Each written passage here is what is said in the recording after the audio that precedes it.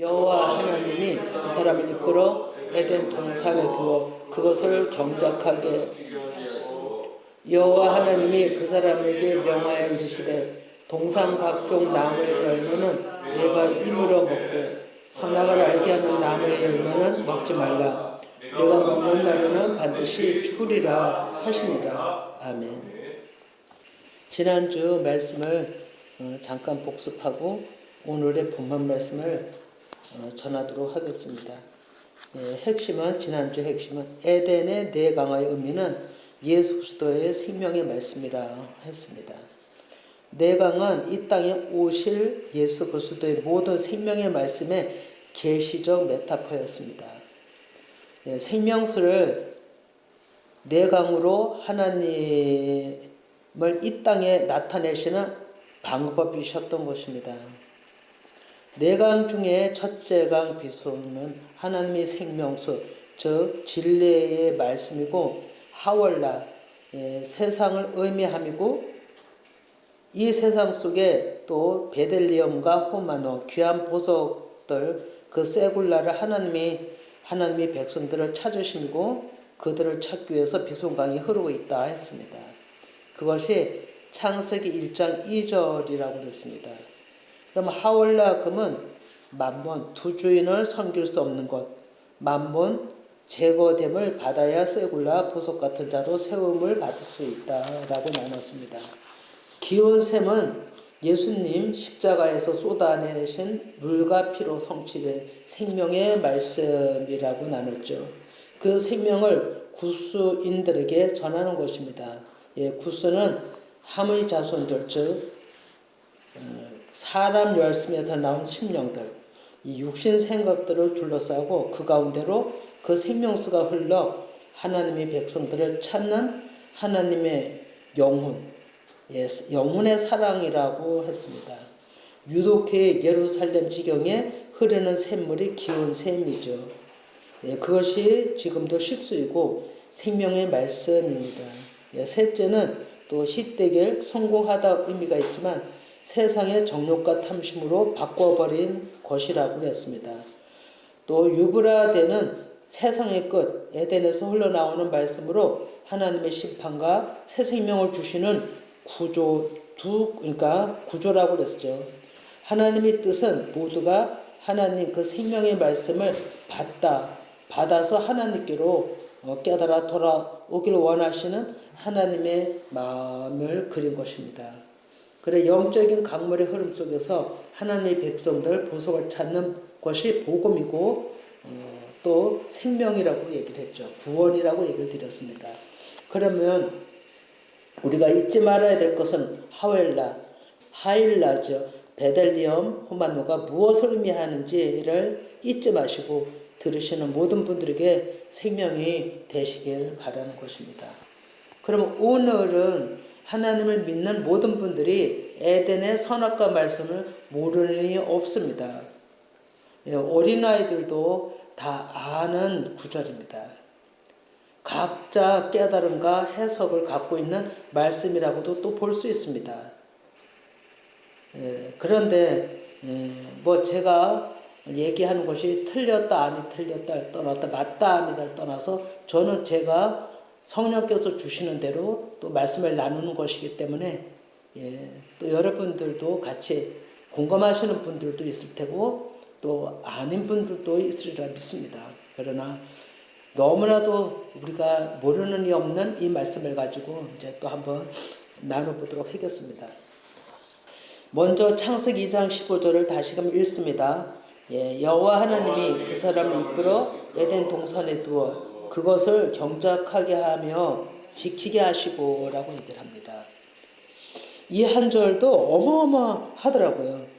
여호와 하나님이 아담을 이끌어 에덴 동산에 두었다는 것은 그 아담 안에 하나님의 성소를 두시고 그 마음에서 하나님의 말씀을 듣고 깨달아 생명을 얻으라 하는 의미가 경작입니다. 그래서 경작이라는 그 의미를 히브리어 단어로 살펴보면 아바드인데 일하다, 봉사하다, 섬기다, 지키다 의미가 있습니다.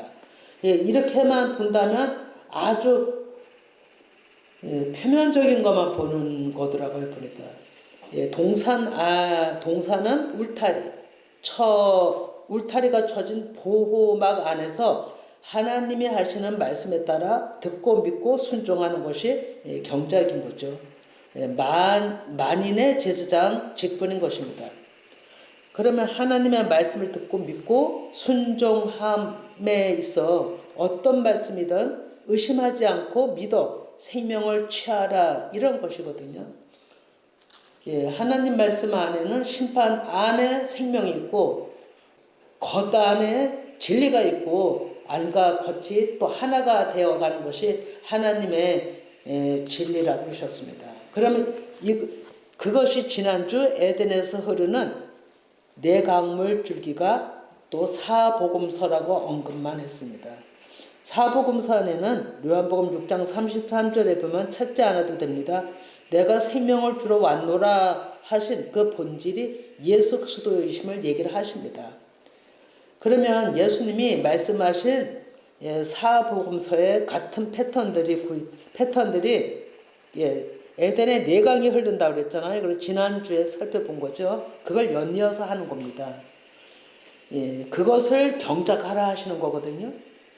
내강이 흐르는 것이 무엇인지 경작하라는 것이거든요.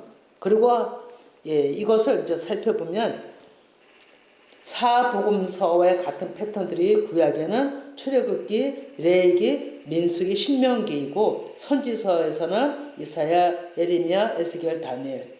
그리고 더 나아가서는 보면 사도행전 2장 1절 이하, 또 그것이 마태복음과 연관, 또 마가복음과 연관, 이것이 비온셈에 연관된 거죠. 또 기온셈에 연관된 건 사도행전 9장 1절 이하, 또 히드겔에 연관된 건 히브리서, 유브라데에 연관된 건 계시록.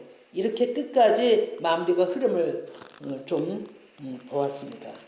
그러면 이제 이것을 그 내강에 흐르는 것을 경작하라 이랬잖아요. 그래 이거를 이제 좀 자세히 이제 좀 살펴보면 이제 전체적인 계시록까지 다 이렇게 살피지는 못했고 구약 마태복음에는 출애굽기, 이사야, 마태복음 이렇게 연결되는 것만 우선 살폈고요. 그것이 중점적으로 얘기를 하면 이사야에서는 출애굽에서는 모세의 출생부터 예수 그리스도의 출생을 계시적 예언인 거죠. 그리고 노예로 있던 이스라엘 백성들을 성령의 역사하심으로 온전히 출애굽시키는 일입니다. 이것이 이사야서에서는 유독이 다른 사람들이 예언하지 않은 예수님의 잉태와 탄생에 대해서 여자로 탄생할 것이라는 거에 대해서 말씀하시고 또 어둠에 있는 자들에게 메시아로 빛으로 오셔서 구원할 것이야 라고 또 이사야 61장에서 또 얘기하고 이사야가 또 맞물리는 이렇게 연결되는 고리가 있습니다. 또 마태복음을 또 보면 예수님의 잉태와 탄생 그리고 어둠에 있는 백성들에게 빛을 비추신다라는 것과 천국복음을 소개하는 것이 있습니다. 이게 이렇게 연결되는 걸 보았습니다. 그러면 이것이 비송강 안에 들은 의미들인 겁니다. 비송강 안에. 그러면 또 기온강 안에 들은 의미들을 좀 살펴보는 겁니다. 기온강 의미들은 또 레위기와 예레미야와 마가복음을 또 살펴보는 겁니다. 그래서 이건 얘기만 이제 제가 해야 될 거예요. 레위기에서는 제사로 우리를 부르심이 있죠. 제사로 죄인들을 부르십니다. 그 본질은 참 제물로 오시는 예수 그리스도를 계시하는 장면이 있고요.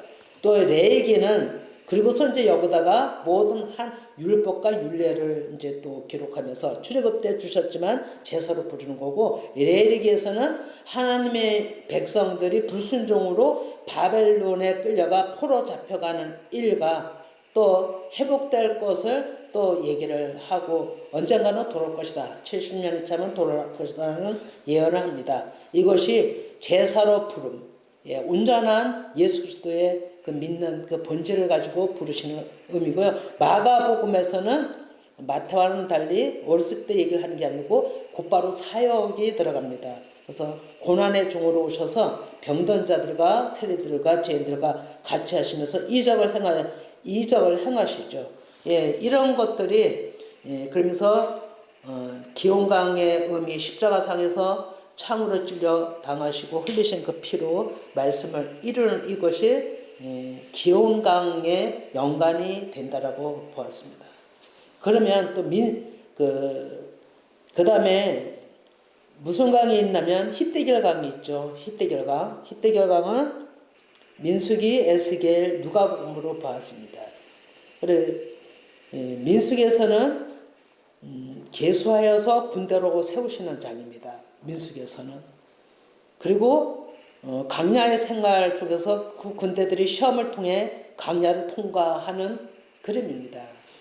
예, 일들인 거죠. 그러면 에스겔서에서도 하나님이 빛으로 강체로 나타나시고 바벨론의 포로로 된 자들, 죽을 수밖에 없는 자들, 죽은 자 같은 자들을 다시 불러서 생기를 부어줘서 하나님의 군대로 일으키는 것이 에스겔 장면입니다. 예, 큰 목적들을 얘기를 하고 있는 겁니다.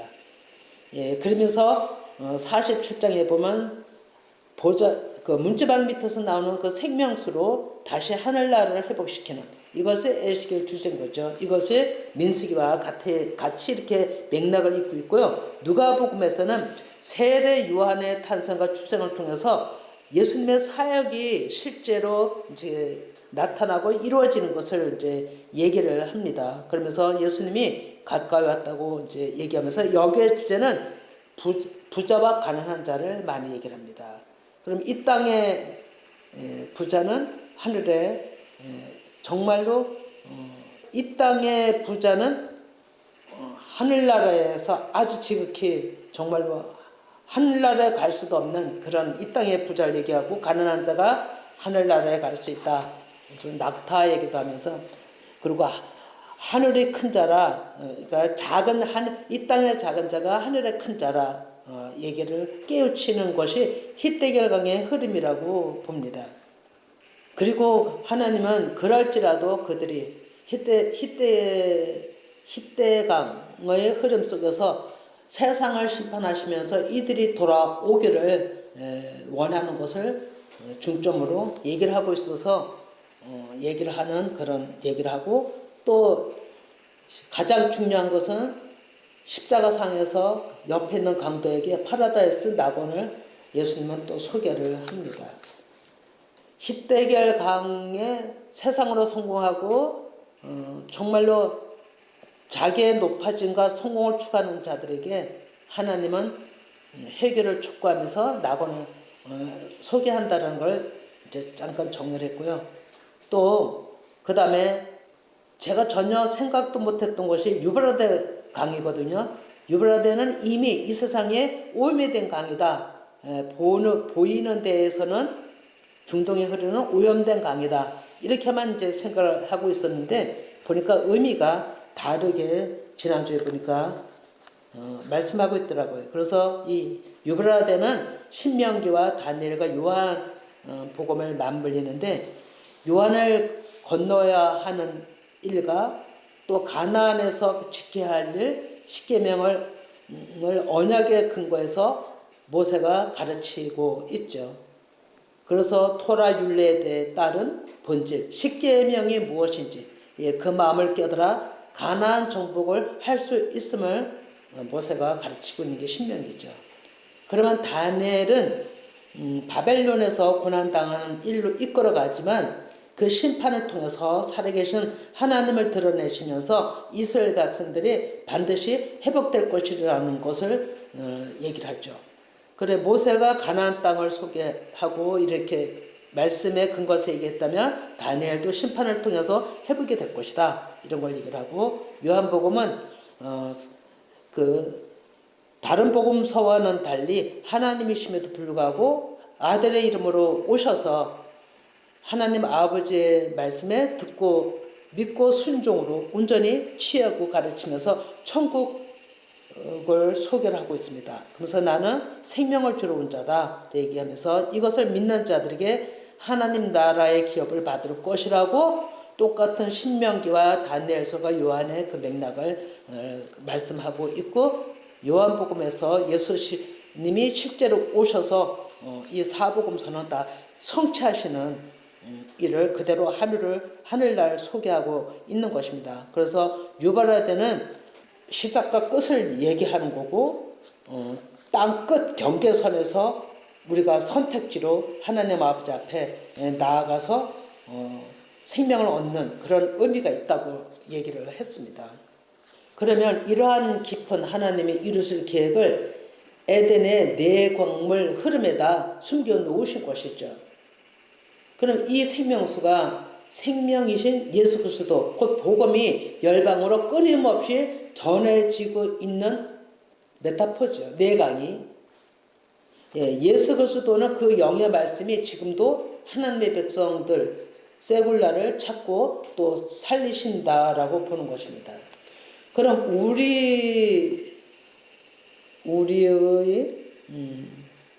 우리도 하나님의 죽은 자들을 이제 봤어요. 우리의 의지로는 죽은 자들을 살릴 수 없다는 거죠.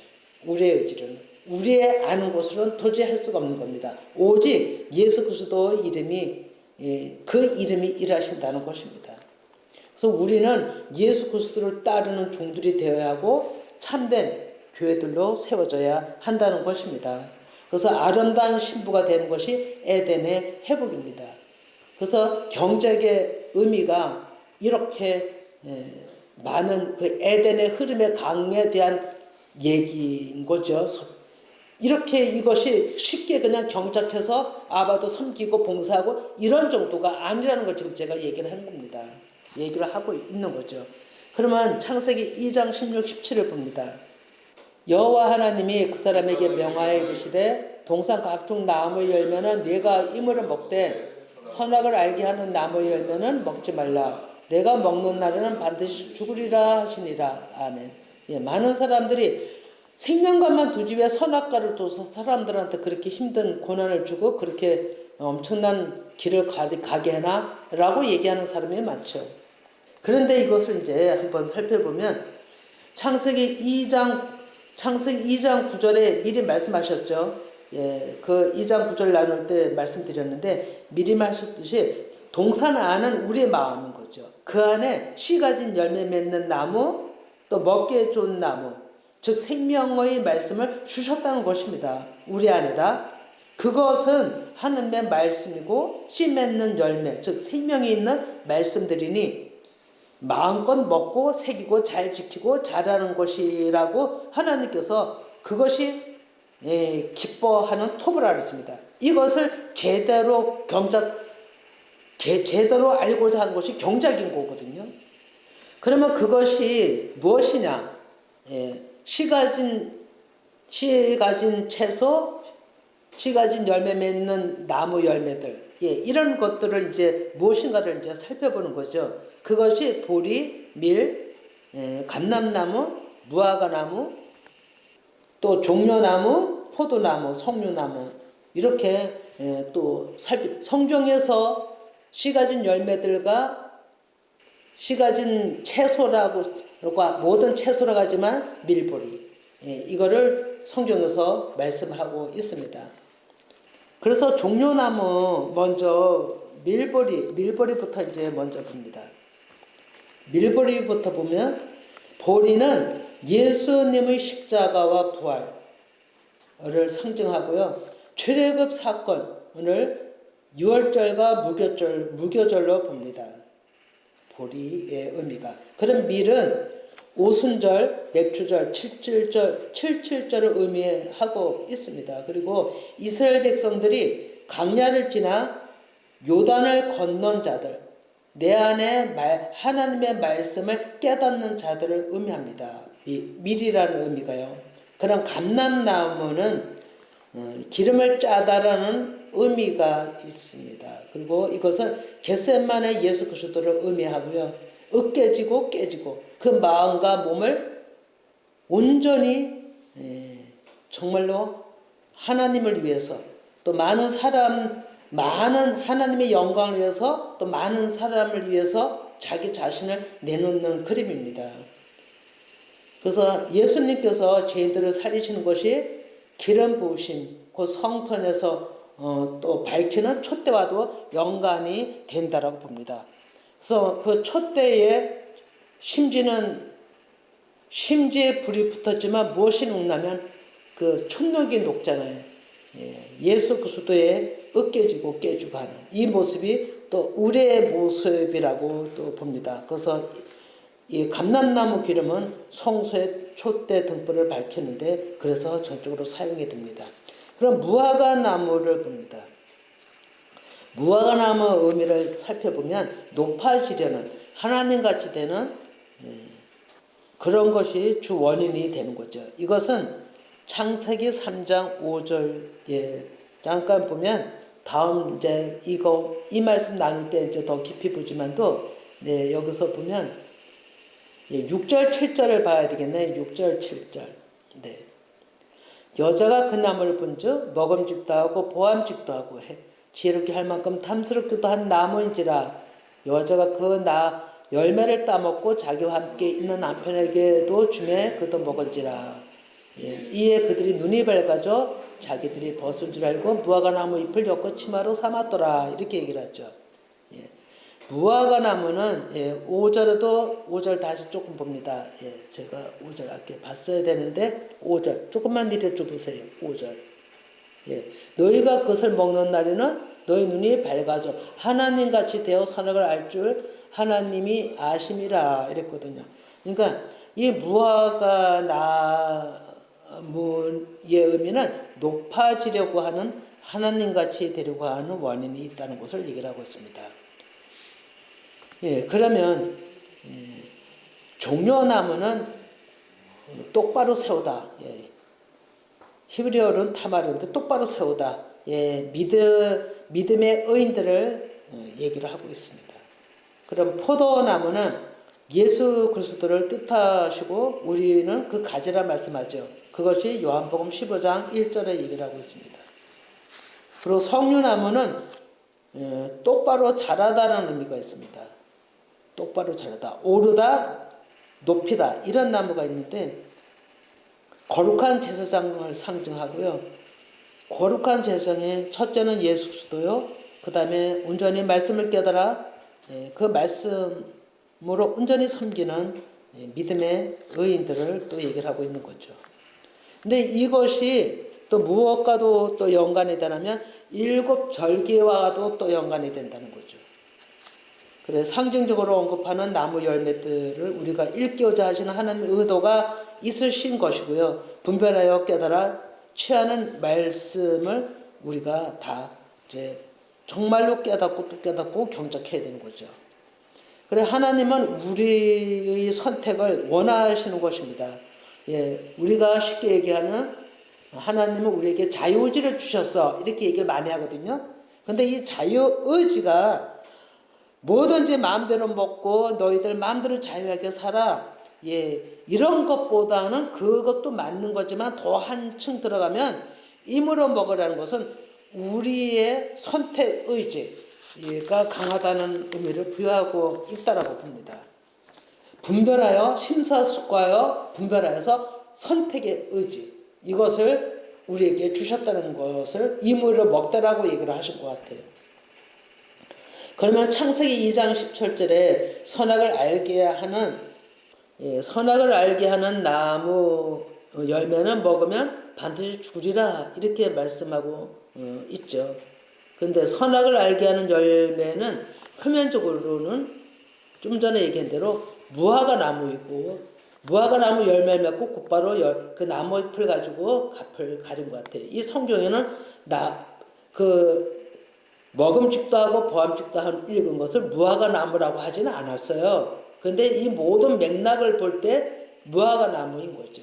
그리고 무화과 나무 의미를 찾아보니 높아지려고 하는 그런 의미가 있어요. 그러니까 무화과 나무구나, 나무 열매구나 라는 걸 알게 됐죠. 이 무화과 나무 열매는 마태복음 21장 18절 19절에 겉만 무성하더라고 예수님이 저주하신 나무입니다.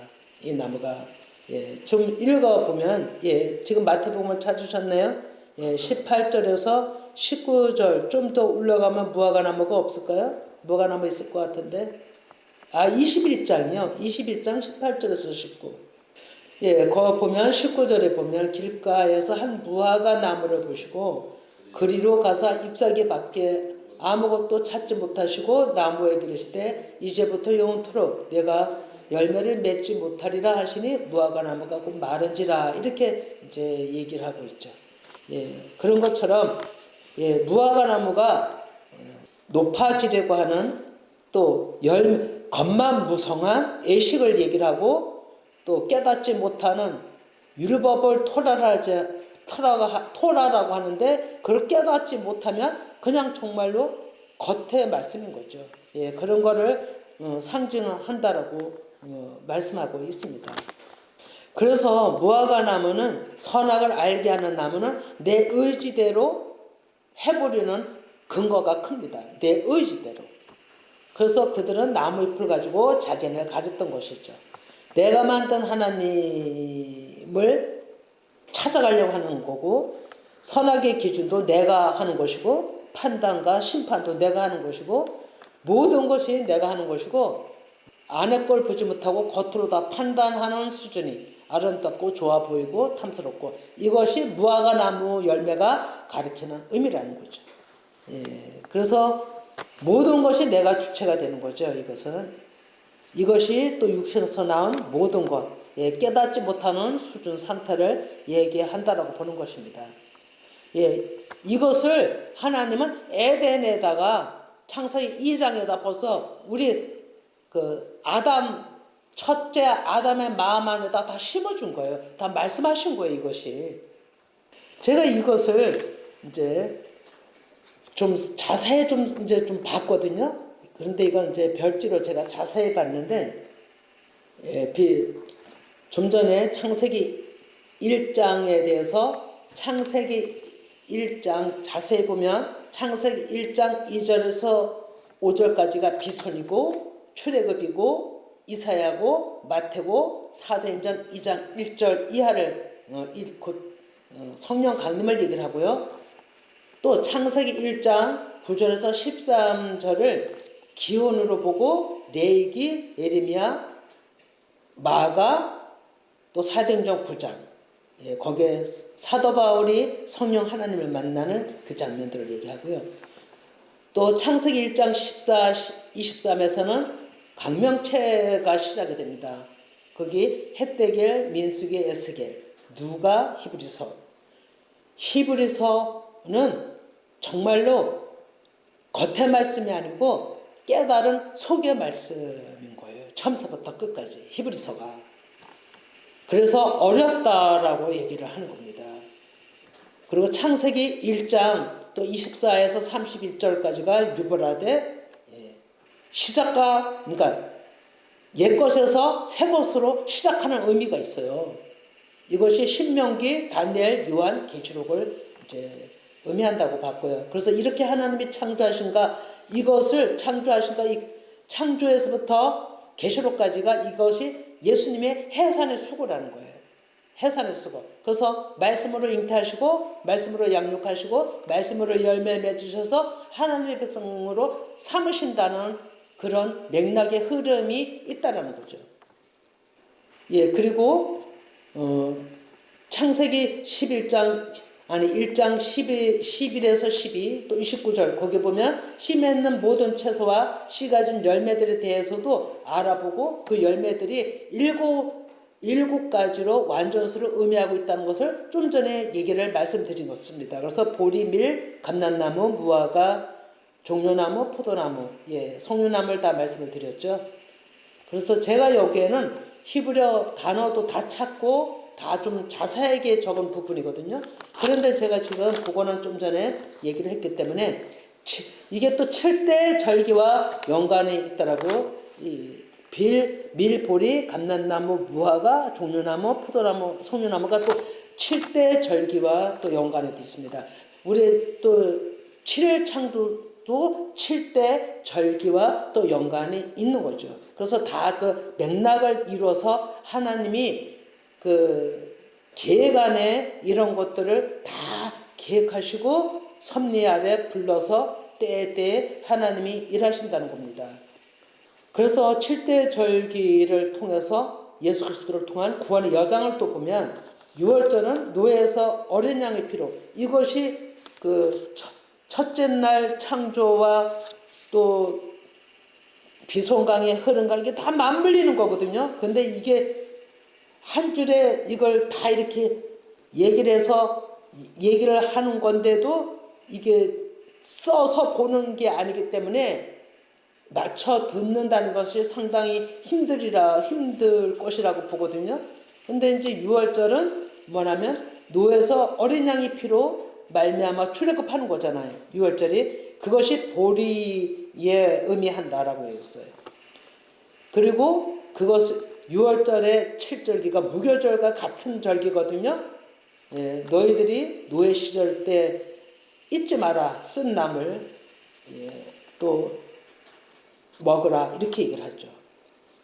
그리고 초실절은 십자가 죽음에서 부활하신 예수 그리스도를 뜻합니다. 초실절이 일곱 절기에서 또 얘기를 하는 거죠. 오순절은 맥추절, 칠칠절과 다 같은 한 단락에 들어있죠. 이게 의미마다 다 다르거든요. 근데 이것은 오순절로 하나로 본다면 말씀이 열림이죠. 예, 그리고 칠칠절은 신의 산에 도착해서 하나님의 율법을 받는 때를 칠칠절 의미를 한 겁니다. 그럼 맥추절은 무엇을 의미하냐면 겉에서만 듣던 말씀, 만나만 먹던 거를 가나안 땅에 들어가서 가나안 소산을 먹는 천농사 지어서 먹는 때를 맥추절로 얘기를 합니다. 그러면 요거는 이제 세 가지를 얘기했지만 오순절 안에 다 들은 걸 얘기하는 거고요. 또 나팔절이 있습니다. 나팔절은 복음의 나팔을 불러 전하라. 하나님이 오실 것을 진리의 말씀을 전하라, 깨어나라 이런 얘기죠. 이것이 제가 다 얘기를 안 해서 보리를 얘기를 했고 밀을 얘기를 했고 이런 걸 얘기했는데 오순절은 올리브나무를 밀과 올리브나무를 또 의미하고요. 나팔절은 석류나무를 의미하고요. 복음을 불라. 온전히 나팔로 셈을 받은 자들. 그리고 속죄일은 제사함이죠. 속죄는 제사함의 연초인데 무화과나무가 연관이 됩니다. 그리고 초막절은 장막절인데 알곡 성도 창고에 드리는 거죠. 신랑 신부가 만나는 것이고 이것은 안식 평화, 종로나무, 포도나무 이런 것을 뜻한다라고 살펴봤습니다. 그래 아담은 마음밭을 갈고 다듬어서 에레츠에서 아파르로 고운 가루 때 다듬어서 이것이 경작인 것을 깨달아 듣고 믿어 순종하여 하나님을 섬기라. 이런 것이 아바드의 의미가 있는 것입니다. 이것이 생명이신 예수 그리스도와 하나됨, 구원이고 또 오탄, 연합되어서 하나님의 나라를 이루는 것이라고 보는 것입니다. 이러한 경륜이 에덴에서 시작된 것이고 창세기 1장서부터 이것이 에덴에서 시작된 것이고 계시록에서 마무리, 예수 그리스도께서 승리하셔서 이기심으로 신부들이 회복되는 하나님 나라 완성인 거죠. 그래서 이것을 가지고 알레프와 타브, 또 헬라어로는 알파 오메가, 시작과 끝, 처음과 마지막이라고 하는 것입니다. 이것이 계시록 21장 5절에서 7절을 좀 읽고 좀 마무리를 좀 제가 하도록 하겠습니다. 계시록 21장 5절에서 7절 같이 읽어봅니다. 보좌에 앉으신 이가 이르시되 보라 내가 만물을 새롭게 하노라 하시고 또 이르시되 이 말은 신실하고 참되니 기록하라 하시고 또 내게 말씀하시되 이루었도다. 나는 알파 오메가요 처음과 마지막이라. 내가 생명수 샘물을 목마른 자에게 값없이 주리니 이기는 자는 이것들을 상속으로 받으리라. 나는 그의 하나님이 되고 그는 내 아들이 되리라. 아멘. 이렇게 하나님은 나는 그들의 하나님이 되고 그들은 내 아들이 되게 하기 위해서 이렇게 창세기 1장서부터 에덴에서부터 그 모든 것을 다 계시해 놓으셔서 이게 다 한 줄에 이어져 가는 거예요. 그래서 저는 이거 한 줄을 다 써서 이렇게 해놨거든요. 근데 말로 하니까 이게 그렇게 전달이 잘 안 되잖아. 이것을 정말로 좀 알고자 하는 사람이 있다면 한 줄로 된 이거를 그냥 이렇게 좀 전달해 줬으면 좋겠다라는 마음도 들었어요. 그러면 이제 그것이 지금까지 우리가 이렇게 됐던 것을 이제는 바깥에서 내내 하나님의 말씀을 들어서 우리가 제거되고 이제 하나님을 알아서 내 안의 음성을 듣는다면, 음성을 듣는다면 엄청난 하나님 아버지 앞에 가까이 나가게 되고 듣고 믿고 순종이 그냥 감사함으로 이루어지는 거잖아요. 이거 이렇게 되는 것이 내내 오순절의 역상거고, 그렇게 된 자들이 의인들로서 나팔을 불게 되는 거고, 온전한 속죄에 더 낮아지는 마음으로 예수 그리스도를 만나는 이런 것들이 지금 다 이루어진 거죠. 얘기를 하고 있었던 거죠. 그래서 이제는 우리는 겉의 표면을 완전히 버리는 것이 아니라 하나님은 겉의 것까지도 정복을 해서 삼킨다고 얘기를 하고 있거든요. 삼킨다. 덮다라는 얘기도 있거든요. 그것이 제거되고 없어진다라는 편보다 덮어서 정복을 해서 육신의 구조를 하나님의 구조로 바꿔서 하나 되는, 이것이 하나님이 원하시는 겁니다. 그래서 우리가 그 구조로 하나님을 알아가면서 하나님의 백성이 되기를 원하고, 그 의인들이 되어서 더 우리는 하나님 아버지 앞에 가까이 정착하는 자가 됐으면 좋겠습니다. 그래서 여기서는 왜 반드시 여기서 내가 먹는 날에는 선악을 알게 하는 나무의 열매는 먹지 말라, 내가 먹는 날에는 반드시 죽으리라, 이 얘기는 무슨 얘기냐면 요단을 건너서 가나안에 들어가 하나님의 말씀을 받아 먹는 자들은 옛구조로 돌아갈 수 없다는 겁니다. 이게. 그래서 옛구조로 돌아가면 반드시 죽는다는 얘기는 옛구조로 돌아갈 수 없다는 걸 얘기를 하는 거예요. 그러면 우리는 계속 새 생명, 하나님이 주시는 생명의 말씀을 받아 먹을 수밖에 없다라는 것을 얘기를 한 겁니다. 이 말씀의 맥락이 히브리서에 집중적으로 되어 있어요. 요거를 더 지금은 전체적인 걸 설명하냐 그랬지만 히브리서에 이 말씀과 결탁되는 말씀이 커요. 그래서 히브리서가 왜 돌아갈 수가 없으며 생명의 말씀이라는 것을 말씀하고 있다는 것을 얘기를 드린 겁니다. 언젠가는 또 그것도 좀 더 하나님께서 깨달아 열어주시면 나눴으면 좋겠습니다. 정말로. 오늘은 여기까지 하고 기도합니다.